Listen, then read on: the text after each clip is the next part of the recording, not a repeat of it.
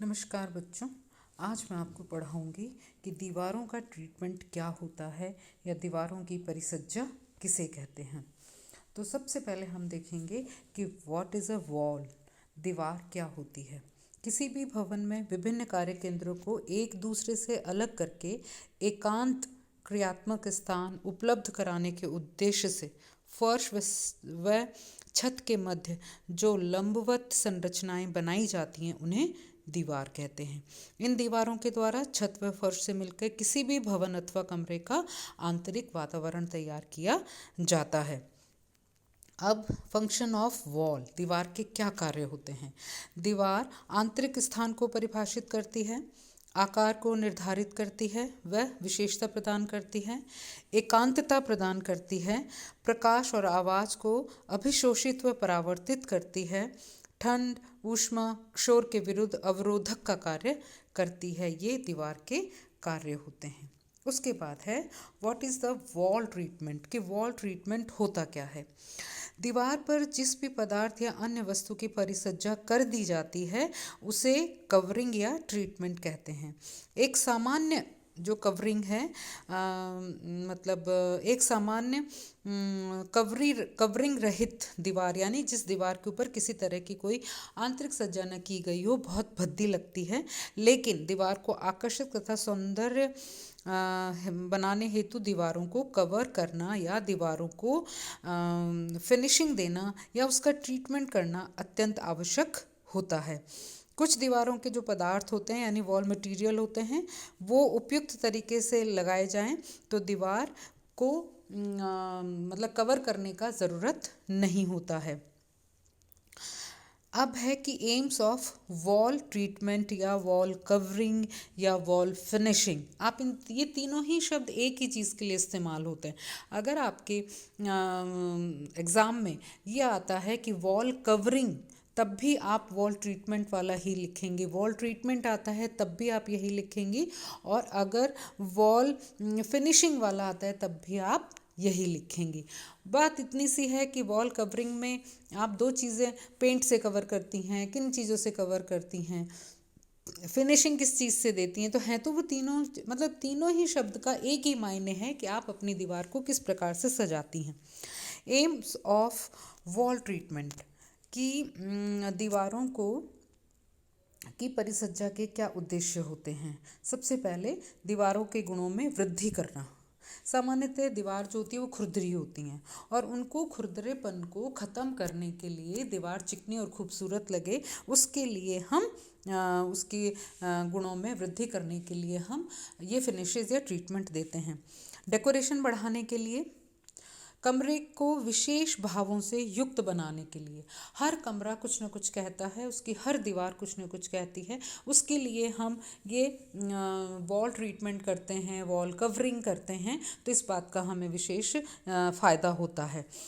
दीवारों के दोषों को छुपाने के लिए, कई बार हमें दीवार में इस तरह के दोष होते हैं जिनको कि हम निकाल नहीं सकते, हटा नहीं सकते, ऐसे में उन दीवारों को के दोषों को छुपाने के लिए भी हम इस तरह के ट्रीटमेंट्स को करते हैं। फिर है दीवारों में नवीनता प्रदान करने हेतु, बहुत बोर हो जाते हैं एक ही रंग से, एक ही स्टाइल से, एक ही पैटर्न से, तो हम उनको चेंज करके उसमें नवीनता ला सकते हैं। कमरे में आने वाले प्रकाश को नियंत्रित भी किया जा सकता है वॉल ट्रीटमेंट से, डार्क कलर करके, डार्क पेंट करके, दीवारों पे पेंटिंग्स बना के हम उनको अलग वो कर सकते हैं। विभिन्न सजावटी उपसाधनों के लिए एक अनुकूल पृष्ठभूमि प्रदान करती है वॉल ट्रीटमेंट। हम जो भी उसके ऊपर एक्स्ट्रा एसेसरीज़ या जो उसको असिस्ट करने के लिए एसेसरीज़ का हम इस्तेमाल करते हैं वो भी उन दीवारों पर, ट्रीटेड दीवारों पर लगे हुए उपसाधन ज़्यादा खूबसूरत लगते हैं बजाय कि दूसरी। वास्तुकला के दोषों को सही करने हेतु, कई बार हम इस तरीके के वास्तुकला के जो दोष होते हैं उनको भी, जैसे छत को ऊंची दिखानी है, छत को कम दिखाना है, तो हल्के रंग के नमूने या हल्का रंग हम इस्तेमाल करते हैं तो हमारे कमरा बड़ा बड़ा दिखाई देने लगता है। और छोटे दिखाने के लिए हम डार्क कलर के कमरे दीवारों पे करना शुरू कर देते हैं तो कमरा छोटा दिखता है। तो इस तरीके के दोष जो होते हैं उनको हम अब है कि दीवारों की परिसज्जा, वॉल फिनिशेस। इसके अंदर पहला है कि हम इसको प्लास्टर से कर सकते हैं, कि पहले दीवार पे प्लास्टर किया जाए और उसके बाद उसको क्या बोलते हैं, पेंट कर दिया जाए। फिर है लकड़ी की दीवार। जो दीवार है वो हम लकड़ी की ही बनाएं और उस पर कार्विंग कर दी जाए, या प्लाईवुड आजकल बहुत ज़्यादा इस्तेमाल होता है तो पार्टीशन के लिए हम इसका इस्तेमाल कर सकते हैं। ईंट या पत्थर की दीवार ठोस और आसानी से देख रेख वाली और अग्नि अवरोधक होती है। इस पर जल अवरोधक, स्पष्ट और धूल प्रतिरोधक परिसज्जा की जा सकती है। फिर है कंक्रीट की दीवार। पेंट या पेंट रहित या पेंट सहित हम कंक्रीट की दीवार बना सकते हैं। मेटल्स वॉल आजकल फैशन में है तो हम मेटल वॉल और कांच वॉल का भी कर सकते हैं। फिर है पार्टीशन वॉल। पार्टीशन वॉल जो होती है वो लकड़ी, फाइबर, ग्लास, प्लास्टिक या लकड़ी के फ्रेम में कागज़ या फिर कार्विंग किया हुआ लकड़ी का पतला हिस्सा लगा के हम वो कर सकते हैं। सामान्यतः किसी भी प्रकार की दीवार पर हम जिससे भी चाहें, कागज़ की शीट के रूप में, टाइल्स के रूप में, मेटल की शीट के रूप में, वुड की शीट के रूप में हम अपनी दीवार को परिसज्जित कर सकते हैं। अब है different type of wall treatment. इसमें सबसे पहले चूना आता है। चूना जो है वो भारत में इस्तेमाल होने वाला सबसे सस्ता साधन है दीवारों को कलर करने का। इसका सबसे बड़ा लाभ ये होता है कि ये बहुत सस्ता होता है और डिसइंफेक्टेड होता है और प्रकाश को परावर्तित करने वाला होता है क्योंकि वाइट होता है, और एक अच्छी पृष्ठभूमि प्रस्तुत करता है क्योंकि ये बिल्कुल वाइट, सफ़ेद, स्नो वाइट कलर होता है। तो अच्छी पृष्ठभूमि प्रदान करके वो आपको उपसाधनों को इस्तेमाल करने में मदद करता है। शांत, सौम्यता व सादगी का भाव देता है। चूने का लाभ ये है, लेकिन इसकी हानियाँ भी हैं क्योंकि ये टिकाऊ नहीं होता है, अधिक अवशोषक होता है, बहुत एब्जॉर्ब करता है। केवल खुरदरी सतह हेतु ही ये इस्तेमाल किया जाता है, चिकनी सतह पे कम, और ये कम आकर्षक होता है। यद जबकि इंडिया में गरीब परिवारों में या जिनका इकोनॉमिक स्टेटस थोड़ा सा लो है वो चूने में रंग मिला के भी करते हैं। तो चूना जो है वो सबसे ज़्यादा इस्तेमाल किया जाने वाला एक ऐसा पदार्थ है जिससे वॉल ट्रीटमेंट की जाती है। नेक्स्ट है पेंट। पेंट जो है ये अर्ध तरल पदार्थ होते हैं, गाढ़े होते हैं, और इनको हम वॉल पे जो यूज़ करते हैं उसका एम होता है कि मौसमी जो भी हमारी दीवारें होती हैं उस पर जिस भी तरह की आपदाएं और मौसम का जो भी परिवर्तन का जो प्रभाव है उसको रोकते हैं। यह लकड़ी व धातु को नष्ट होने से बचाता है, सजावटी प्रभाव उत्पन्न करता है, ये आरोग्य की दृष्टि से उत्तम है, यह स्वच्छता की दृष्टि से भी उत्तम है। वसा आधारित पेंट की सतह की देखभाल आसानी से की, जिसको ऑयल पेंट हम कहते हैं, आसानी से की जा सकती है। अगर उस पर स्ट्रेन लगे तो हम हटा भी सकते हैं। अब पेंट कितने प्रकार के होते हैं? मोटे तौर पे कहा जाए तो पेंट जो हैं वो दो प्रकार के होते हैं, एक है ऑयल बेस्ड और एक है वाटर बेस्ड। ऑयल बेस्ड के अंदर इनका मुख्य आधार ऑयल होता है। ये किसी भी सतह पर लगाने पर उस पर एक मोटी और चमकदार चिकनी सतह बना देता है। यह पेंट जल अवरोधक होता है, अतः जिस सतह पर इनका उपयोग किया जाता है उसे आसानी से धोया जा सकता है। ये टर्पंटाइन, कैरोसिन, पेट्रोल आदि में घुलनशील होता है और बहुत ज़्यादा टिकाऊ होता है। इसके भी कई प्रकार हैं जैसे glass, enamel, multipurpose paint, primer, lacquer, polyurethane और वार्निश। इसके भी बहुत सारे प्रकार हैं कि आप इनका इस्तेमाल करें। Lustre, water based paint, emulsion, ये इस तरीके लस्चर ये इस तरीके के हैं जो कि ऑयल पेंट के ही प्रकार कहलाते हैं। दूसरा जो प्रकार है वो है वाटर बेस्ड पेंट। इसमें इमल्शन और मेसोनरी पेंट आते हैं। इमल्शन के रूप में बाजार में प्राप्त होता है। इसका रासायनिक संरचना का आधार जल होता है। यह पानी में घुलनशील होता है, इसीलिए इसको वाटर बेस्ड पेंट कहते हैं। और मेसोनरी पेंट जो होता है ये बाह्य सतह पर लगाया जाने वाला विशेष प्रकार का इमल्शन है। यह दृढ़ चिकनी सतह बनाता है। यह जलीय पेंट का ही एक रूप है। इस प्रकार के पेंट पर फफूंद या काई नहीं लगती है।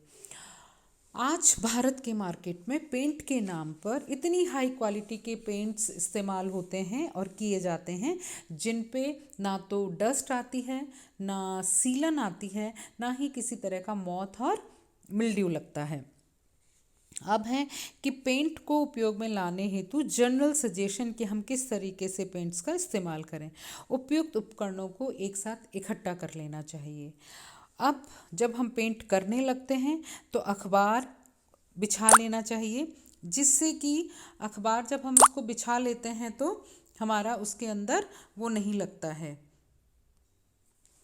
जब हम अखबार बिछा लेते हैं तो जो ये कलर है वो फर्श पे नहीं गिरता है। मिश्रण करने हेतु बाल्टियाँ होनी चाहिए। पैडल्स या लकड़ी का लंबा चपटा टुकड़ा होना चाहिए जो कि पेंट को आसानी से मिला सके।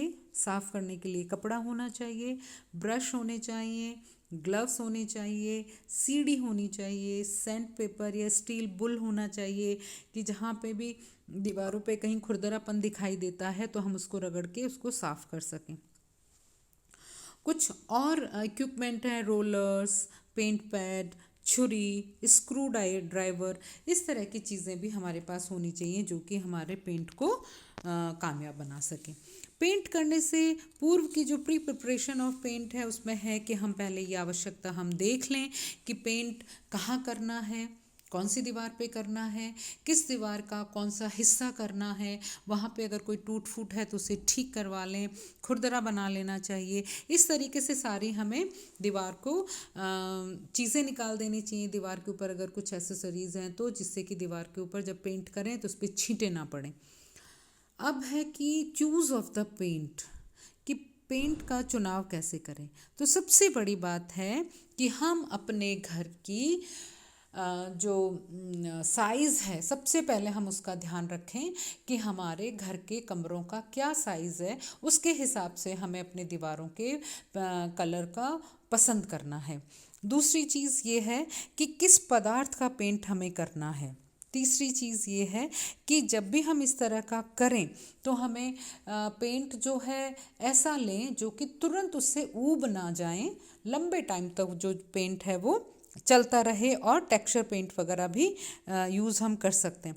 इस बात का भी ध्यान रखना चाहिए कि सतह जो है वो किस प्रकार अपीयरेंस की है, जिससे कि जब हम उस पर पेंट करें तो किस तरीके का फील आएगा, जैसे फ्लैट, चिकनी, धुंधली, अर्ध चमकदार, हाई ग्लॉस, खुरदरी, ये इस तरीके की चीज़ें जो रंग पर भी निर्भर करती हैं और आपको अपने रंग का भी ध्यान रखना चाहिए। पेंट करने की विधि में ब्रश द्वारा पेंट कर सकते हैं, रोलर द्वारा पेंट किया जा सकता है, पेंट एप्लीकेटर द्वारा किया जाता है और स्प्रे के द्वारा भी पेंट हम कर सकते हैं। नेक्स्ट है वॉलपेपर। कई बार दीवारों पर हम वॉलपेपर का भी इस्तेमाल करते हैं।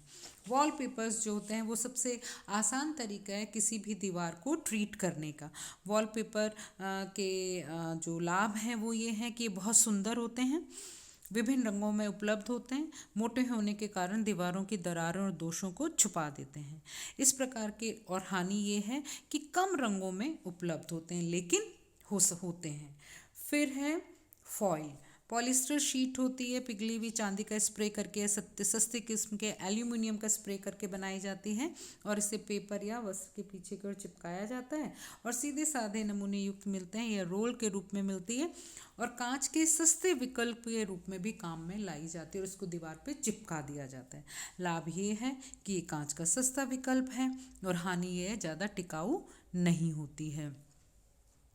इस तरीके से बहुत सारे टाइप के वॉलपेपर आपको मार्केट में मिल जाएंगे जिनको कि आप अपनी दीवारों पे अपने टेस्ट, अपनी ज़रूरतों के हिसाब से इसको चिपका सकते हैं और इसका काम आप कर सकते हैं।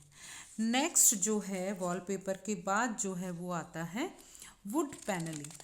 हम जो देखते हैं कि इसके अंदर वॉल पेपर को लगाने के बाद इसकी वुड पैनलिंग बताने से पहले इसकी केयर भी बहुत ज़रूरी है।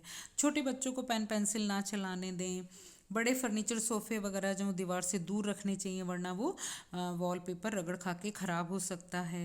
इनको हम रगड़ के साफ़ नहीं कर सकते हैं, ज़्यादा रगड़ के साफ़ करते हैं तो ये ख़राब हो जाते हैं। उसके बाद वुड पैनलिंग है। कई बार दीवारों पे हम टाइल्स, लकड़ी के पैनल्स लगा के उनको खूबसूरत बना दिया जाता है। वुड और दूसरे मटेरियल के पैनल्स को जब हम दीवारों पे लगाते हैं, उसका फ़ायदा यही होता है कि इन्हें धोया जा सकता है। विभिन्न डिज़ाइन, टेक्सचर, पोत, आकार में ये हमें आसानी से मिल जाती हैं। कम टाइम में हमारा वॉल ट्रीटमेंट हो जाता है और इस तरीके से हमारे जो वॉल है वो पूरी डेकोरेटिव हो जाती है। तो आज की रफ्तार भरी ज़िंदगी में वॉल के सबसे फास्टर ट्रीटमेंट्स में दो ही चीज़ें आती हैं, एक है वॉलपेपर और एक है वुड पैनलिंग।